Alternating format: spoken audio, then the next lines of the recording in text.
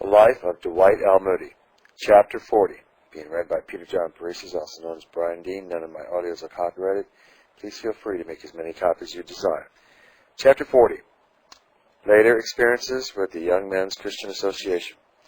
References have frequently been made to Mr. Moody's early work in behalf of the Young Men's Christian Association. His loyalty to that organization was never lessened in later years. Notwithstanding, the growth of the institutions directly depended upon him for support. It is true he emphasized the directly religious figures of the work above every other branch of effort, recognizing in the Christian life of the organization the vital force which could make it most useful in the truest sense. Educational privileges and opportunities for athletic prowess he recognized as secondary to the original plan and purpose. The association, to his mind, was a means to an end, and he had little sympathy with the spirit that willingly sacrificed the preaching of the gospel to what are called association methods. He was strongly opposed to the exclusion of women from the Sunday gospel meetings of the association, believing that in many instances mothers, sisters, or friends might be counted on as efficient helpers in bringing to the meetings the very men whom the association should reach. Instead of poorly attended gospel meetings supported by a few elderly Christian men, he believed the association meetings would be well attended by the very class they should reach, if they were but thrown open to mixed audiences. These views he often expressed, and in consequence it was felt by some that Mr. Moody was disloyal to the organization. But if he was able to serve the association in early years, the last 25 years of his ministry showed still greater results of his service in their behalf. Early in his evangelistic work in America, Mr. Moody seized every opportunity to secure the cooperation of local associations and never lost an opportunity to work for their interests. In financial help to various building enterprises, it may be fairly said that Mr. Moody's cooperation added above $1 million to the permanent property fund of the association. For some years after his return from Great Britain in 1875, out of the Fund for Christian Work under his control, he appropriated to the International Committee Treasury an annual contribution several times greater than the largest gift from any other donor. Later, in order to help the student department of the international work, he solicited for a term of years several $1,000s annually. Mr. Moody was especially desirous that the spiritual activities of the association should be warm and evangelistic. He was at times their critic, as he was a critic of the churches, but as he loved dearly all branches of the Christian church and worked for their advancement, so he worked for the upbuilding of the association. His student conferences beginning in 1886 were one of the several evidences of such cooperation, and the program and arrangements for these conferences were largely left to the association men. In 1875, at the close of the evangelistic campaign in Brooklyn, he turned to the association as a valuable helper of the churches in caring for the converts, writes Thornton B. Penfield, secretary of the Brooklyn Young Men's Christian Association. The association was crippled for want of means, and its discontinuance was threatened. Although Mr. Moody was much wearied by his extensive labors, he did not leave Brooklyn until he had secured subscriptions for about $8,000 to relieve it of its indebtedness and to enlarge its activities and usefulness. From that day, the association never taken a backward step. In 1884, he became interested in raising the endowment fund of $150,000, coming to Brooklyn more than once in aid in that effort. The largest church collection ever taken in our city for the association was at the close of a statement made by Mr. Moody, which occupied about 10 minutes, concerning the value and the necessity of Young Men's Christian Association work and expressing his great indebtedness to the association for what it had done for him. In 1885, Mr. Moody laid the cornerstone of the central building in 502 Fullerton Street, and even on that occasion made so pointed an appeal that some of the workmen employed on the building would lead to Christ. When the great Hippodrome meetings were held in New York, William E. Dodge, president of the association, was in general charge of the campaign, and Robert R. McBurney and Richard C. Morris were among the leaders in connection with the inquiry meetings. A great deal of the work centered in and about the association building on 23rd Street. At the close of the campaign, a service was held in the interest of the associations. $200,000 was secured, $150,000 of which was used in paying off the debt of the 23rd Street building, and $50,000 appropriated to found the Young Men's Christian Association Institute in the Bowery. Twice Mr. Moody raised funds to erect the Young Men's Christian Association building in Chicago, which today has property worth over $1 million. Through his excursion, many of the leading organizations were greatly aided in times of special financial straits. 2 instances of special interest were recorded by Mr. Walter C. Douglas, General Secretary of the Philadelphia Association, in the following letter. In the winter of 1879-80, when I was General Secretary in St. Louis, the Young Men's Christian Association of that city was a young and comparatively weak organization, occupying rented rooms. The association was instrumental in getting Mr. Moody to come to St. Louis and spend the winter in a great evangelistic canvass. The association was very weak in the work, and it was my happiness to be closely associated with him for the whole of that winter. At the close of the campaign, he voluntarily undertook to raise $37,500 in order to purchase for cash the property of the Union Methodist Church at 11th and Locust Streets and present it to the Young Men's Christian Association. Although a conservative community and up to that time, but little interest in association work, Mr. Moody's great ability and influence carried the plan to success. The amount was raised, the property was bought, and deeded to the trustees, free of debt. Some years later, this piece of property was sold by the association for $128,000, which sum was the foundation of its present splendid building and widely extended work. In Philadelphia, the central building of the association was begun and finished during the financial panic of 1873 and the hard times that followed. As a result, the building, when completed, had a debt upon it of $200,000. In 1882, that debt had increased to $400,000, of which some $200,000 was in notes. The association was in a critical condition and seemed to be about to lose its property. This would have been disastrous to the work in Philadelphia, and the moral effect would have been felt throughout the entire country. The case being presented to Mr. Moody, he at once came to the rescue with all his unselfishness and great executive ability. He had a large appropriation made from the hymn book fund, in addition to which he secured contributions from prominent citizens of New York City. He came to Philadelphia with $60,000 obtained outside of the city, and then on his excursion secured $140,000 in Philadelphia, making up the sum of $200,000, with which the floating debt of that amount was entirely paid, leaving only the mortgage debt of $200,000. Thus, by his personal interest and individual effort, this valuable property was saved, and the great shock to the credit of the Young Men's Christian Association in the United States was averted. The trustees recently refused to offer an offer of $750,000 for the piece of property thus preserved by Mr. Moody's efforts. He came to Philadelphia again several years afterwards and started a canvass for $200,000 with which to pay off the mortgage remaining upon this property. This last effort was seconded by the Honorable John Wanamaker and others, and $150,000 was collected and paid upon the mortgage in this second canvass. In the first canvass, Mr. Wanamaker was associated with Mr. Moody and contributed $50,000 himself. In the second canvass, also Mr. Wanamaker contributed largely, both in time and money. In briefly stating these two cases that come within my own knowledge, I may add that Mr. Moody carried on his work of money-raising in the spirit of the Christian service in such a way that it proved a great blessing to all with whom he came in contact. During a mission in Richmond, Virginia, Mr. Moody undertook to raise sufficient funds to erect a building in that city. About $30,000 was pledged, and the building began. Before completion, it was found that $15,000 more would be required to free it from debt, and this sum increased to $20,000 in the course of a few years. In 1894, Mr. Moody returned to Richmond for a second meeting, and during this visit was successful in raising the deficient. Mr. S.W. Travers writes as follows of this occasion. I was then president of the association, and it was at the request of the association, endorsed by the Christian ministerial unions of various denominations, that Mr. Moody consented to revisit Richmond. Mr. George F. Tibbets was then secretary. There was erected an immense building seated over 5,000 people where a successful series of meetings was held. At one of these meetings, Mr. Moody presented the claims that the Christian Association of Richmond had upon her citizens and Christian people. He did nothing more than this in 1894, but that was enough, and shortly after the meeting closed, and he left us, an appeal was made by the board of directors, supported by the local press, that resulted in securing pledges aggregating, as well as I remember, $21,000 or $22,000. I am satisfied that we owe our association in Richmond largely to Mr. Moody, for which the city owes him a lasting debt of gratitude, and I am positive that his memory is warmly cherished by all our people.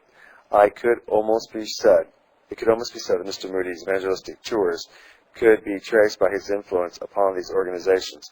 Mr. H. J. McCoy of San Francisco writes of his efforts in that city.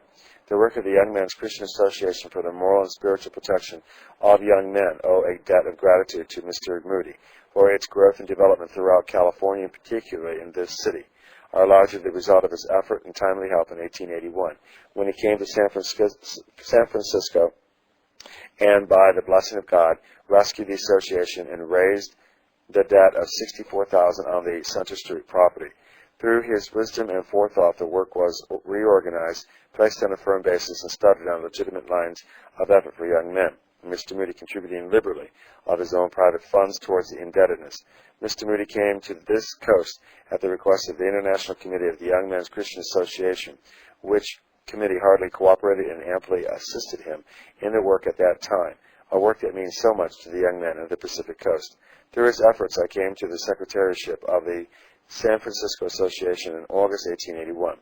For more than 25 years, he was a close personal friend, and to him, more than to any other man living or dead, I owe the fact of my being in Christian work.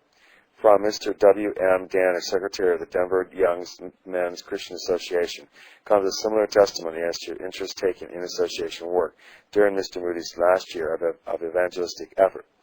Mr. D. L. Moody's work in Denver in 1899 resulted in the raising of $3,600 for current expenses of the association.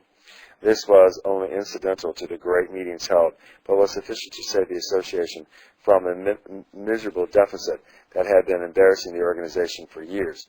Frequently, Mr. Moody's direct influence in behalf of the association was no less strikingly helpful in a material way. A former secretary of the Albany Association writes, in 1886, Mr. Moody held a service or services in Albany, New York, in the management of which the Young Men's Christian Association took a prominent part. Mr. Moody, as was his custom at the closing service of the convention, made an earnest appeal to the people of Albany to provide better facilities for their work among young men, and earnestly advocated the need of a building for the association, stating at this service that the organization had, under God, done more in developing him for service than any other agency. The suggestion bore fruit. Mr. Charles F. Waterman was led to make a generous subscription and to advocate earnestly the need of such a building. Through Mr. Waterman and the earnest advocacy of the movement by Mr. Moody, Mr. James B. Germain became interested and made the association a gift of its present building, and later largely increased this gift so that his entire benefactions to the association exceeded $100,000. I fully believe that credit for the suggestion of the erection of this building belongs to Mr. Moody. The Reverend S.A. Taggart of Pittsburgh, Pennsylvania, for many years, State Secretary of the Young Men's Christian Association, writes at length regarding Mr. Moody's efforts in behalf of young men in Pennsylvania. Mr. Moody was one of the pioneers of the Young Men's Christian Association on the continent of America. Previous to the Civil War, 1861-65, the association in this country were few in number and had gained little more than a foothold. The oldest of them had been formed scarcely 10 years. Many were disbanded during the years of strife, and the existence of those that were left was for the most part little more than nominal. It was only after peace had been declared that they began to take on an aggressive spiritual life. In these initial aggressive movements, Mr. Moody very early appeared on the scene.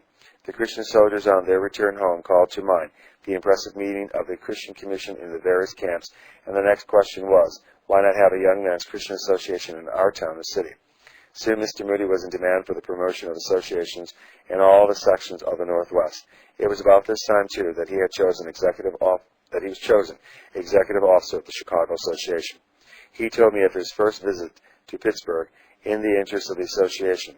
He had been in Philadelphia in 1866 and on his way stopped between trains in Pittsburgh.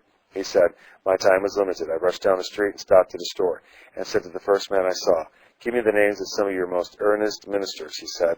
My pastor is one. Who is he? Henry Johnson. He replied. Where does he live? He pointed me to the house. I rang the doorbell and was shown into the house and found myself in the midst of what seemed to be a dinner party. I saw that they were astonished at my abrupt entrance. I was overflowing with zeal. I told Dr. Johnson that Pittsburgh ought to have a Young Men's Christian Association, and I urged it upon him at length. He agreed with me at once and said that a movement was then on foot in the interest of such an organization. In less than 2 months, Mr. Moody was back, January 1867, in Pittsburgh, attending a Christian convention. His efforts in behalf of the Young Association at that time was extremely useful and greatly appreciated. Before the winter was over, a deep religious interest prevailed throughout the city, and a large number of young men were led to enter into a Christian life. Soon his services were in great demand among the association, not simply in the region of Chicago, but as far as Boston and Philadelphia. He attended the Indianapolis Convention in 1870. It was at this convention that he uttered his pithy saying, "The law says do, grace says done. The law says do and live, grace says live and do. The gospel says to the sinner, come. It says to the Christians, go." These sayings soon found an echo in every association hall in the land. They could readily be expanded into volumes, and they formed a large part of the basis of what in after years was Mr. Moody's working theology. Over 30 years ago, while I was stopping in Chicago for a day or two, I got my first impression of Mr. Moody by personal observation. Passing along Madison Street, my attention was called to a bulletin board at the association building on which was the announcement, "Meeting tomorrow night in Farewell Hall at 7:30. D.L. Moody, speaker. Subject, Jesus." A few minutes later, I attended the noonday meeting at which Mr. Moody spoke. He did not seem to be afraid that he would exhaust his subject of the next evening, although this theme was Jesus. There was an urgency about him far beyond the ordinary. He had seemingly such a vivid and large conception of Christ that he was bound to tell it out.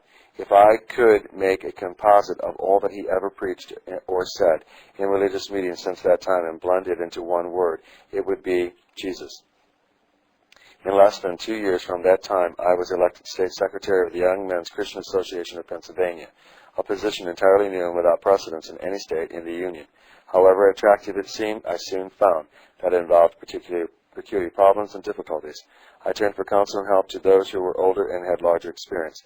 I thought of Mr. Moody, among others, in the fall of 1871, visited him in Chicago. I found him in the office of the Employment Department of the Chicago Association, dealing with young men who were out of work. I told him I had come for his help. He said, "I can't promise to help anyone. I am too busy. If I were able to divide myself into 2 or 3 men, I would have no spare time." The outcome of our conference was that he agreed to come the following winter to help in conventions in Philadelphia, Pittsburgh, Stratton, Harrisburg, Erie, and other places if he could find the time. It was scarcely a week after this that tidings came of the Chicago fire. Mr. Moody's mission and Young Men's Christian Association buildings, as well as his home, were in ashes. Thousands of people were homeless and destitute, and a multitude of new cares were thrust upon him. I felt that his agreement to come to Pennsylvania must be postponed indefinitely. Early in 1873, I was in Philadelphia and had occasion to visit Mr. John Wanamaker of our state committee. Mrs. Wanamaker, being present, said, "Get Mr. Moody to come to Pennsylvania by all means. He has been in our church and in Dr. Kyer's in Brooklyn holding meetings. He is the greatest man in America to get men to think of their sins and of another world." Mr. Kyer agreed with me. The Association of Pittsburgh has been conducting special meetings during the last week of May 1873, and Mr. Moody gave a single Bible address May 27. The last service he held in the country before his departure, and what afterwards proved to be a wonderful mission. I have never forgotten that address. I took no notes of it, and yet for nearly 27 years I have carried the theme and its 4 divisions in my memory. His subject was the love of God. The 4 points were, first, the love of God and the gift of His Son. Second, the love of God shed abroad in our hearts as a preparation for His service. Third, the love of God in the afflictions that come to His people. Fourth, the love of God in death. Upon the last point, his words seem almost prophetic in his dying moments. People say to me, "Have you grace to die?" I say, "No, I have only grace now to hold this meeting." The Lord promises to give grace when we need it and not before. And when death comes and not before, will He give us dying grace. They say to me, "How do you know He will be with us in death?" I say, because He tells us in His Word, "Precious in the sight of the Lord is the death of His saints." His Spirit inspired one of His servants to write for our comfort. "For I am persuaded that neither life nor death, nor angels, nor principalities, nor powers, nor things present, nor things to come, nor height, nor depth, nor any other creature shall be able to separate us from the love of God, which is in Christ Jesus our Lord. As if someone might be doubting it, the first thing he says is, "For I am persuaded that death cannot separate us from the love of God." My friends, when we are called upon to die, if we love God, we will know in a moment that God will take care of our loved ones. We may be sorry to part from our loved ones, but He will give us life. It might please Him in the hour of death to give us a little sight of the glory of the future before we pass out of the body. If so, this world would be spoiled forever. We will not even want to look back. We will know in a moment that God will take care of our loved ones. I cannot help comparing these words with the utterances of Mr. Moody more than 26 years afterwards, when he came to the close of life. Earth recedes, heaven opens before me. I have been beyond the gates. God is calling. Don't call me back. I cannot but think he must have caught a sight of the future glory. In closing the meeting, he said, "I'm going over to the manufacturing towns in England for 3 months to preach the gospel, while our church in Chicago is being completed. I want you to pray that I may be so full of the love of God that I can speak of nothing but Jesus Christ and Him crucified." We who heard him little imagined that in less than 6 months, audiences of from 5 to 10,000 people would be listening to the story of the cross from his lips in the city of Edinburgh, Scotland, or that such a widespread awakening would follow his labors that he would spend 26 months instead of 3 in his mission abroad. The great spiritual awakening attending Mr. Moody's labors abroad was felt by the association of this country long before his return. This was evident in the States and international conventions and by the increased evangelistic spirit shown among many of the organization. This spirit grew in intensity upon his return. For over 25 years, during the latter part of his life, Mr. Moody had no official relation with any local association, and yet, during all that time, his spiritual power, attested in his multiplied neighbors, served as a kind of dynamic force to communicating itself through the network of conventions to the great number of the associations all over the continent. So all-prevailing was his influence in the life of the association in this country that it would be hard to tell what might have been the course had no such relation ever existed. This is true not only in the spiritual life of the association, but to a great extent also in their temporal equipment. Many association buildings owe their origin, in whole or in part, to the unselfish efforts of Mr. Moody. Notably in this case, in Pennsylvania, is Philadelphia, Scranton, Reading, and Williamsburg. It was during the year of 1885, through the joint invitations and cooperation of pastors and association, that he held several days services in each of the following places and in the ordered named: Harrisburg, Scranton, Germantown, Philadelphia, Newcastle, Pittsburgh, Reading, Williamsport, Bellefonte, Altoona, York, and Chester. These gatherings partook of the character of convention, 3 sessions a day being held. The evening services were evangelistic. The various cities were not visited consecutively, but at such periods as he could best give the time. The first was visited as early as January, and the last as late as December of that year. At most of these places, the local committees of arrangements had the advantage of using the large skating rinks that had been erected a little while before. And they had been seated and comfortably heated and accommodated very large numbers of people. I think I make a conservative estimate when I say that in the aggregate at least 500,000 people heard him, and 150,000 different persons were in audience during these gatherings. They were attended by a wonderful interest. At one place I told that nearly 200 ministers outside the city were present. The same was true to a great extent elsewhere. The after meetings were attended by many inquirers, and the reports of pastors bore witness of much substantial fruit. At a convention in Stratton, Mr. Moody called upon me to speak upon the subject, what more can be done for the young men of this city. He followed this by announcing that a collection would be taken that night for a building for the Young Men's Christian Association of Scranton, and that he would like to raise $75,000. This practical part of the subject was new to the people. I could see many of them shaking their heads in doubt. In the meantime, the alert board of managers of the association had taken advantage of the occasion to invite a special committee to dine with Mr. Moody at the hotel that evening. Around the table, $25,000 was subscribed for the new building. One who had been especially invited to be present, and from whom, by reason of his wealth, they had hoped for help was not there. Mr. Moody proposed to go and see him at once before the meeting of the evening. Some shook their heads and said they feared it would be of no use. Mr. Moody said to Colonel Boise, B-O-I-E-S, "Get your sled and drive around with me to see this man before the meeting. I like to talk to rich men, particularly if they don't want to give. They are a neglected class and need a missionary. No one ever thinks of speaking to them about their souls or their stewardship." He called to see this man and said to me, "We need a Moses to lead the way for the young men in Scranton. The association is out on the street nearly all the time begging for its living, and it ought to be trying to save tens of thousands of young men of the city. We want you to give $20,000 to lead the way for a building." This request staggered the old gentleman for a time, and he could not make no reply, but finally he said he would not give. Moody then talked to him about $10,000, but with no satisfactory understanding. He said to him, "You will be at the meeting tonight?" "Yes," was the reply. "Well, I want you to take a seat on the platform." When the time for the meeting came, we had worked our way with difficulty to the platform. Mr. Moody said to me, "Do you see Mr. X anywhere?" Before I could reply, he caught sight of him on the edge of the platform and worked over as near as he could get, and in a shouting whisper said, "How much is it? 10? 10? "Oh, no," was the reply. "Just the half. Just the half."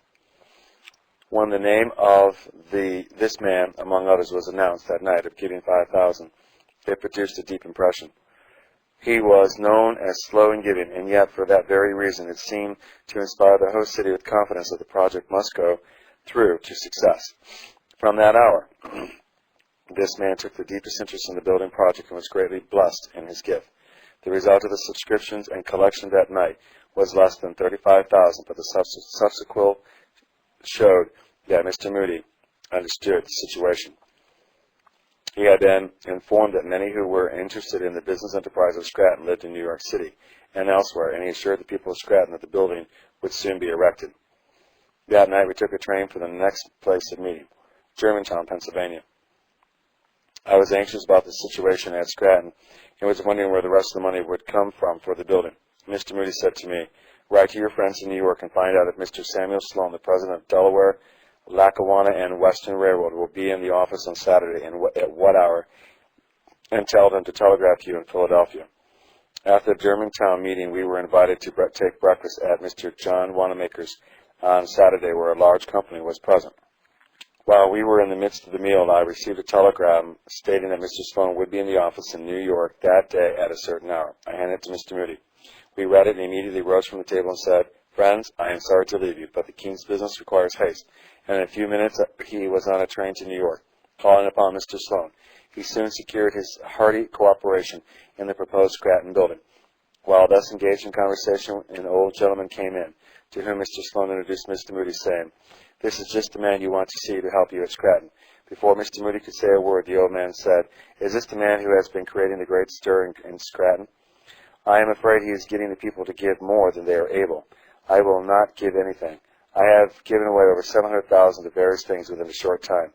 Why don't you go to the people who don't give anything instead of coming to us who give?" Mr. Moody said, "I would like to tell you a short story." "No," said the old man, "I don't want to hear any story. You must sit down and hear this story," imposed Mr. Sloan. "Mr. Moody, you must not be discouraged. This is the way he always does when he is making up his mind to give." Finally, the disturbed old gentleman listened as Mr. Moody went on. "There was a man once who went to solicit money and came to one who made your objection. 'Why don't you go to the people who never give, instead of to us who do give?' To this the solicitor replied, 'If you want a good pail of milk, would you go to a cow that is milked regularly, or would you go to the one that only milked once in a long time?' The story had the desired results, and Mr. Sloan assured Mr. Moody that, although our friend doesn't laugh now, you will not be able from here 10 minutes before. He will be in all the offices of this building telling what a good story Moody told." Mr. Moody said nothing more, but in a few days a subscription came from the old gentleman for $5,000.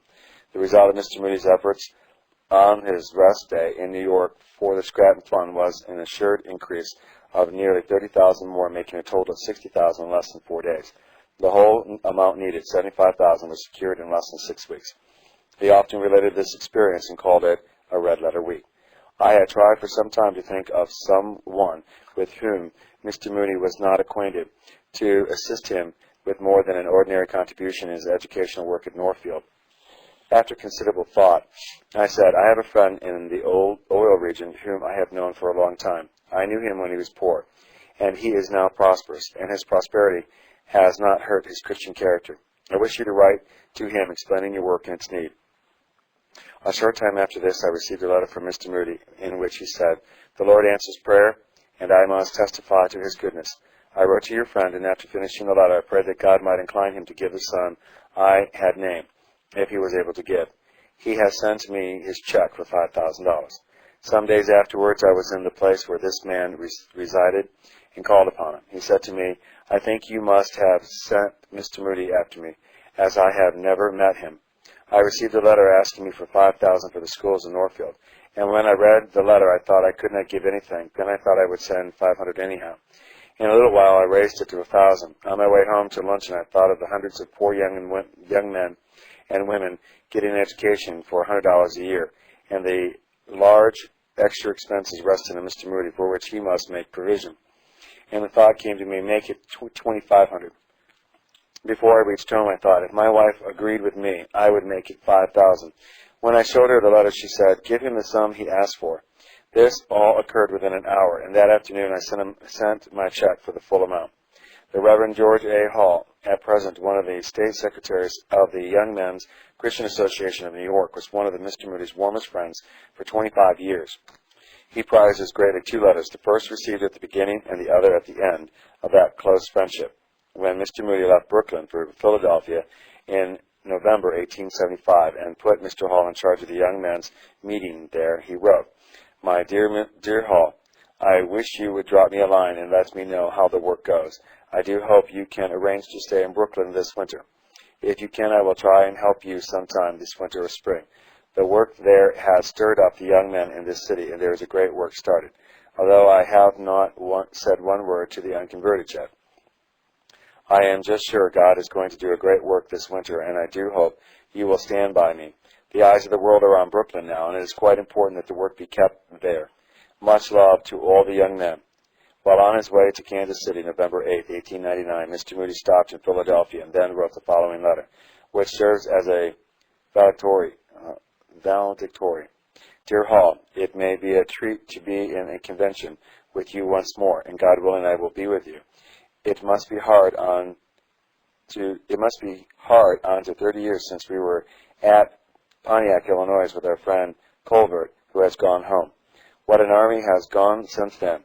What a grand time we will all have when we get home. I am on my way to Kansas City. Nor were Mr. Moody's labors for American associations only. At his suggestion and by his efforts, Lord Overtook the Glasgow Bible Training Institute, which is equipping trained workers for Christian service. In Aberdeen, Mr. Moody raised $25,000 for the erection of a building for the local Young Men's Christian Association, and in Dundee succeeded in raising $27,000 for a similar purpose. In other cities, he aided indirectly in the work, laying a memorial stone in the Liverpool Association in 1876 and the cornerstone of the Cork Association in 1892. Owing to his efforts, several missions have been erected as living testimonies of the permanency of the evangelistic missions conducted, and with many of these, local associations are affiliated and in active cooperation. At a memorial service held in Chicago Association after Mr. Moody's death, the following resolution, combining a brief history of his relations with that organization as well as a tribute to his memory, was adopted. Memorial Tribune to Dwight L. Moody. The Young Men's Christian Association of Chicago holds this memorial meeting to pay tribute to the memory and character of Dwight L. Moody. The great work of Mr. Moody's life was not local or limited. His name has long ceased to be a Chicago possession. Yet while the voices of two continents recount his services in every strain of affectionate appreciation, we may here recall the days and deeds which prepared him for his larger career. The services of Mr. Moody to this association in its early days were of inestimable value. From 1861 to 1870, he was the most active and persistent leader in the work of the association. During part of this time, he was the librarian, a position which afterwards grew into a general secretariatship. From 1865 to 1869, he was the acting president of the association. He gave to it the first years in which he wholly devoted himself to Christian work. Before this, a well-known businessman in whose store he was employed said of him, "Mr. Moody would make quite a good clerk if he had not so many other things on his hands." Those other things were the eternal interests of his fellow men, and such a spirit as his could not long to be confined even by the bonds that hold most men to the appointed task by which they earned their daily bread. With an enthusiasm that could not be dampened and an energy that continued to the end, Mr. Moody entered upon the ministry to which he was called of God. It will ever remain a precious memory of the association that he began here this larger ministry and obtained here the preparation so needful for his subsequent career. What he did for communities and for nations in later years, he did for his association in its early days. This association has claimed him as its greatest single champion. For years, he was its leading delegate to association conventions, where he stood for the supremacy, even to exclusiveness, of evangelistic work in the association. During the dark days of the Civil War, he was the leading spirit in making the association a power for good in the armies of the Union as well as at home. He was active in securing its first, second, and third buildings. The first, Farewell Hall, which was also the first association building in the world, was opened in 1867 while Mr. Moody was president of the association. 4 months later, it was burned to the ground. When the flames were fiercest, the call for prayer was sounded, and the daily prayer meeting gathered in the lecture rooms of the Methodist Church at the usual hour for prayer and praise. After the Great Fire of 1871, in which the second building was burned, Mr. Moody served on a strong committee of the Association for General Relief Work. He also, for some time afterwards, rendered various and important services to the Association. Only last year, in connection with the 40th anniversary services, he expressed the hope that the greatest work and greatest success of the Association are yet before it. The Chicago Association honors and cherishes the memory of Dwight L. Moody for what he wrought here and for the greater work which he has since pursued with such success for the world's evangelization.